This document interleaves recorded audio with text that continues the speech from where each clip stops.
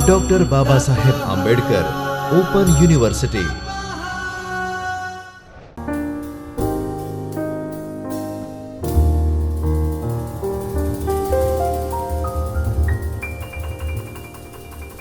नमस्कार।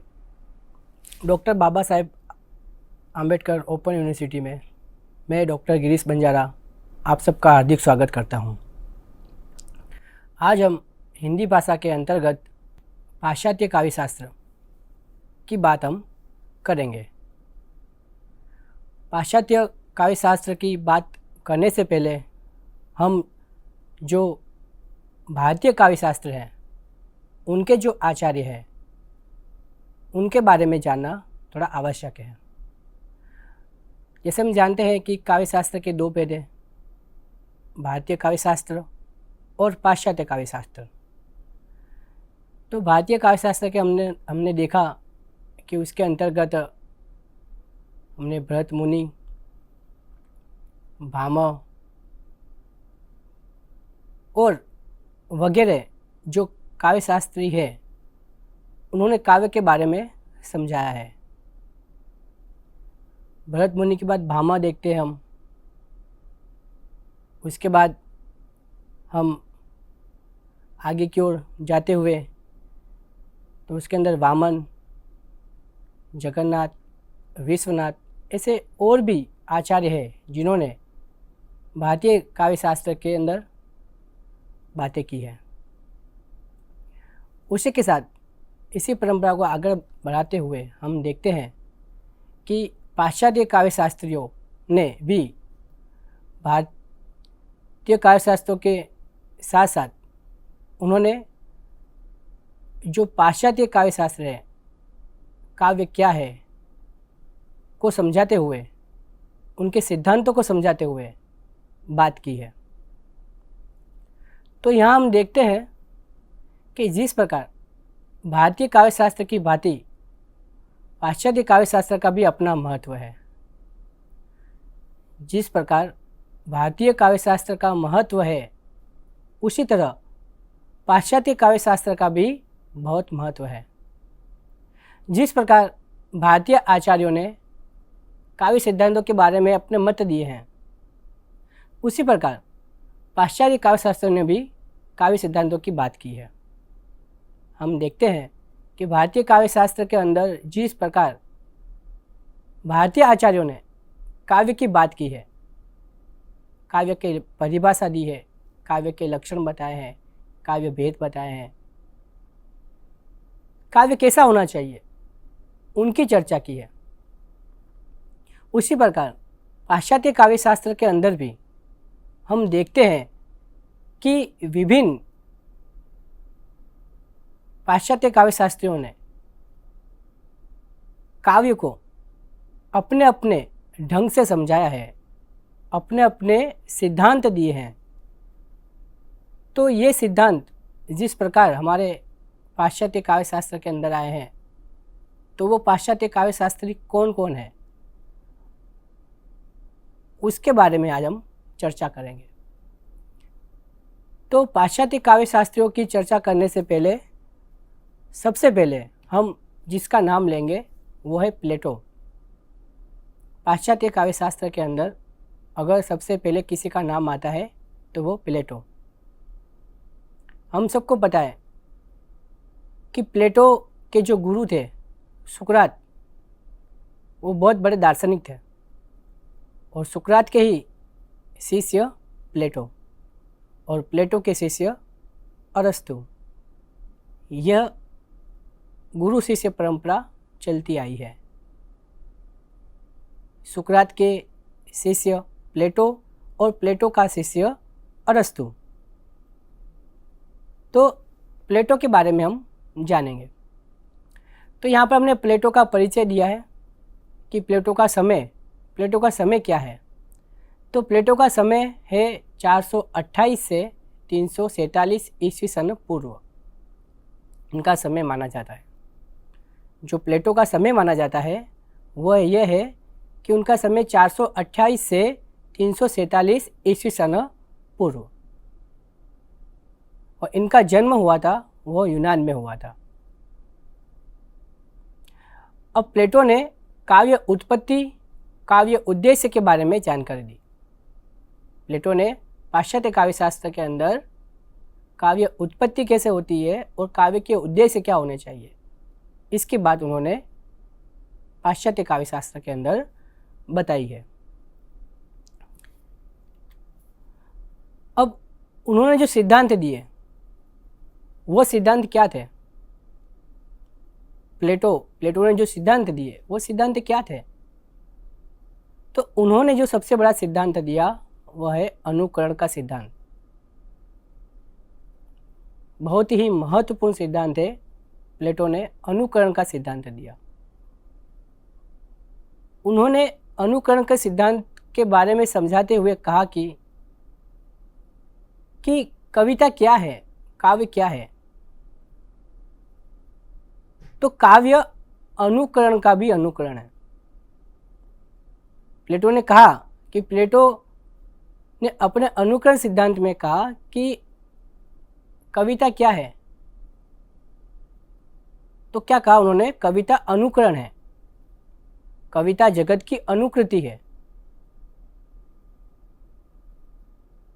मतलब उन्होंने दो भेद दिए, एक सत्य काव्य, एक असत्य काव्य।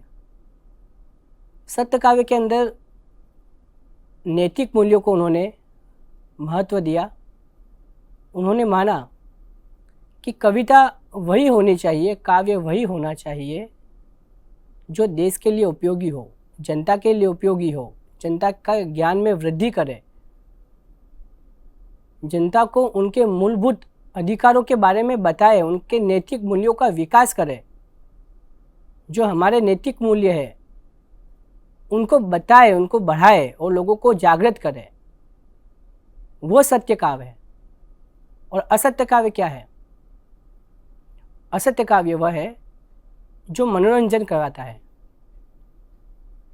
जो मनोरंजन करवाता है, जो लोगों को मात्र मनोरंजन करवाता है, उनके बुद्धि का विकास नहीं करता है, जो देश के प्रति जागृत नहीं करता है, ऐसा काव्य असत्य काव्य है। और इसीलिए प्लेटो ने कहा था, प्लेटो ने यह कहा था कि जो कवि हमारे देश के प्रति लोगों को जागृत नहीं करते हैं, अगर ऐसे कवि ऐसे काव्य की रचना नहीं कर सकते हैं जो देश के लोगों को जागृत ना करे, तो ऐसे कवियों को देश निकाला दे देना चाहिए। उन्होंने कवि को देश निकाला देने की बात कही थी।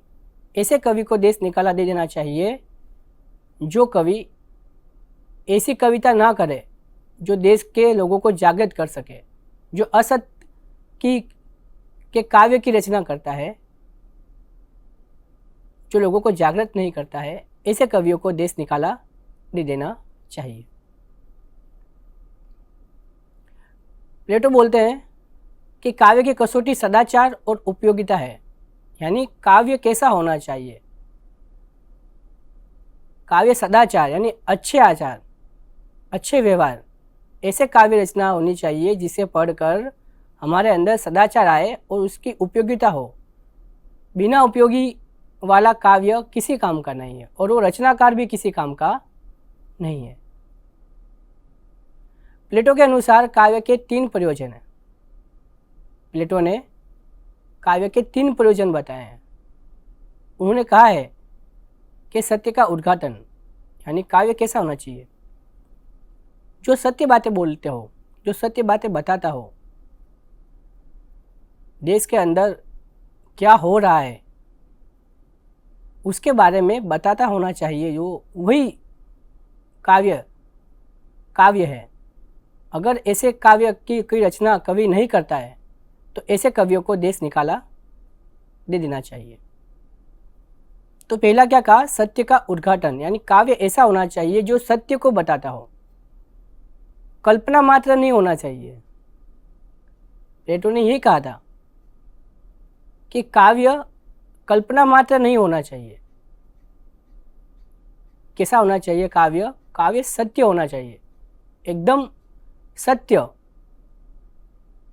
देखा दिखाया नहीं, कल्पना मात्र नहीं, काव्य सत्य होना चाहिए। उसके आगे प्लेटो बोलते हैं कि काव्य कैसा होना चाहिए, तो दूसरा है मानव कल्याण। काव्य ऐसा होना चाहिए जो मानव का कल्याण करे, मानव का अहित ना करे, उसको बताए कि जीवन कैसा जीना चाहिए। मात्र कल्पना वाला साहित्य जरूरी नहीं है। तो काव्य मानव कल्याण के लिए लिखा होना चाहिए। और तीसरा है देश की प्रगति। काव्य कैसा होना चाहिए, देश के लिए प्रगति करे, ऐसा साहित्य रचना चाहिए जो देश के युवाओं के अंदर उनके अंदर जो प्रगति है वो होनी चाहिए, देश की प्रगति होनी चाहिए। देश को विनाश की ओर ले जाने वाला साहित्य नहीं होना चाहिए। काव्य ने जो प्लेटो है उसने कहा था असत्य काव्य के अंदर कि असत्य काव्य जो देश के लोगों को सिर्फ मनोरंजन देता है, ऐसा साहित्य नहीं होना चाहिए। तो काव्य कैसा होना चाहिए, तो काव्य देश की प्रगति के लिए लिखा होना चाहिए, जो देश के लोगों को प्रगति कराए, देश की प्रगति कराए, उनके मूलभूत सिद्धांतों के बारे में बताए, लोगों को जागृत करे, ऐसा साहित्य, ऐसा काव्य होना चाहिए। अब क्यों प्लेटो कवियों को देश निकाला देने की बात करता था? ऐसा तो क्या कारण था कि प्लेटो ने कवियों को देश निकाला देने के लिए बात कही दी थी? तो प्लेटो ने यह कहा था कि जो काव्य है, काव्य के उसने दो भेद बताए, सत्य काव्य और असत्य काव्य। तो सत्य काव्य क्या है? तो सत्य काव्य है ईश्वर, भगवान ने ये सृष्टि बनाई है। हम देखते हैं पेड़ पौधे, पहाड़, नदियाँ, झील, पशु पक्षी, धरती, आसमान, हम जो सब कुछ देखते हैं हमारी आंखों से, तो ये सब सत्य है, इसे भगवान ने बनाया है। तो ये सत्य काव्य है। लेकिन कवि क्या करता है? कवि उसका अनुकरण करता है। क्या करता है? कवि अपने काव्य में उसका अनुकरण करता है। जैसे कवि कोई रचना करता है तो वो रचना कल्पना के द्वारा करता है। यानी सबसे पहले अगर कवि एक पेड़ के बारे में कविता लिखता है या काव्य लिखता है, तो पेड़ उसको तो भगवान ने बनाया है, यानी वो तो सत्य है। अब कवि क्या करता है? उस पेड़ को अपने कल्पना के द्वारा अपनी रचना में लिखता है। तो कवि ने क्या किया? कवि ने पेड़ की बात अपनी रचना में कही। तो पेड़ को तो भगवान ने बनाया। अब कवि क्या कर रहा है? कवि अपनी रचना के अंदर उस पेड़ की बात कर रहा है। तो क्या हुआ? पेड़ है वो अनुकरण है। किसका अनुकरण है? भगवान का अनुकरण है। और कवि उस अनुकरण का भी अनुकरण कर रहा है, तो वह सत्य से दो गुना दूर हो गया। इसलिए कवि बोलता है, प्लेटो ने कहा है अपना अनुकरण सिद्धांत के अंदर कि काव्य अनुकरण का अनुकरण होने से सत्य से दो गुना दूर है। काव्य क्या है? जो कवि काव्य रचना करता है तो उसके अंदर क्या करता है? अनुकरण का भी अनुकरण करता है, इसलिए वह सत्य से दो गुना दूर हो जाता है। एक चित्रकार चित्र बनाता है, एक घोड़े का चित्र बनाता है, तो घोड़े को तो भगवान ने बनाया, तो वह सत्य है। अब चित्रकार उस सत्य को अपने चित्र के अंदर उतारता है, तो वह अनुकरण का भी अनुकरण कर रहा है। तो ऐसे अनुकरण का अनुकरण करना प्लेटो के लिए अच्छा नहीं मानते हैं। वो ऐसे काव्य को सत्य काव्य नहीं मानते हैं, असत्य काव्य मानते हैं। तो यहाँ पर हम देखते हैं कि प्लेटो ने सबसे पहले अनुकरण सिद्धांत की बात की। अनुकरण सिद्धांत के अंदर उसने बताया कि कविता जगत की अनुकृति है, मुख्य कृति नहीं है। कविता क्या है? जगत की अनुकृति है, यानी जो रचनाकार है वो क्या करता है? वह अनुकृति करता है, यानी अपने कविता के अंदर अनुकरण का भी क्या करता है? अनुकरण करता है। कविता अनुपयोगी है। कैसी कविता अनुपयोगी है? कैसा काव्य अनुपयोगी है? जो लोगों के अंदर नैतिक मूल्यों को जगाता नहीं है, ऐसी कविता अनुपयोगी है। हमारा नैतिक मूल्य क्या है? सत्य बोलना, लोगों की सेवा करना, देश के प्रति जागृत होना, एक निष्ठ रहना, ये सब हमारे मूलभूत नैतिक मूल्य है। जो कलाकार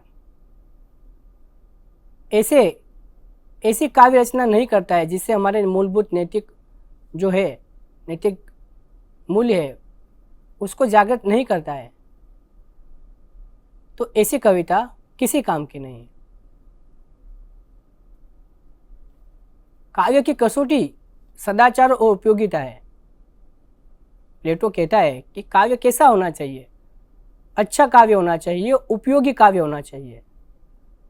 अगर वो काव्य, जो काव्य देश के लिए उपयोगी नहीं है, देश के लोगों के लिए उपयोगी नहीं है, तो वो काव्य नहीं है, उसका कोई उपयोग नहीं है, और ऐसे कवियों का भी कोई उपयोग नहीं है इस देश के अंदर, और ऐसे कवियों को देश निकाला दे देना चाहिए। प्लेटो ने मुख्य रूप से 3 बात कही है कि काव्य कैसा होना चाहिए। तो सत्य का उद्घाटन करता होना चाहिए, जो सत्य बताए, मानव कल्याण के लिए होना चाहिए और देश की प्रगति के लिए होना चाहिए। अगर ऐसा काव्य अगर कवि नहीं कर सकता है तो उसे देश निकाला दे देना चाहिए।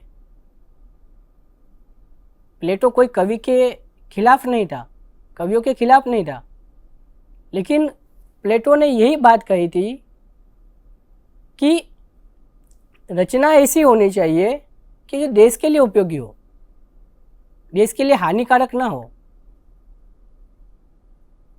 और वही रचना देश के लिए अच्छी होती है। अगर ऐसी रचना कोई कवि नहीं कर पाता है तो उसे देश निकाला दे देना चाहिए। तो ये बात अनुकरण सिद्धांत में, प्लेटो के अनुकरण सिद्धांत के अंदर हम देखते हैं कि किस प्रकार कविता या काव्य अनुकरण का अनुकरण होता है और सत्य से 2 गुना दूर होता है। तो ये है प्लेटो का अनुकरण सिद्धांत। अब प्लेटो की जो शिष्य था अरस्तु ने अपने ही गुरु की बात का खंडन किया। उसने कहा कि साहित्य के अंदर अनुकरण तो होना ही चाहिए। अगर साहित्य के अंदर अनुकरण नहीं होगा तो क्या अच्छा है क्या बुरा है वो कैसे पता चलेगा। तो अरस्तु ने अपने ही गुरु प्लेटो की जो अनुकरण सिद्धांत है उसका खंडन किया। प्लेटो कहते थे कि अनुकरण का अनुकरण, काव्य क्या है? अनुकरण का अनुकरण होने से सत्य से 2 गुना दूर है। और अरस्तु ने उन्हीं का खंडन किया, उन्हीं के अनुकरण सिद्धांत का खंडन करते हुए कहा कि ये तो अच्छी बात है, काव्य के अंदर अगर अनुकरण आता है तो वो तो अच्छी बात है। देश के अंदर कितनी सारी अच्छी चीज़ें हैं जो अनुकरण के द्वारा ही हमें पता चलती है। कवि कल्पना के द्वारा उनकी अच्छाइयों के बारे में, उनकी बुराइयों के बारे में, उनके अंदर क्या क्या विशेषता है, वो सारी बातें हमें बताता है। तो अनुकरण तो अच्छा है। ये किसने कहा? यह उसी के शिष्य अरस्तु ने कहा।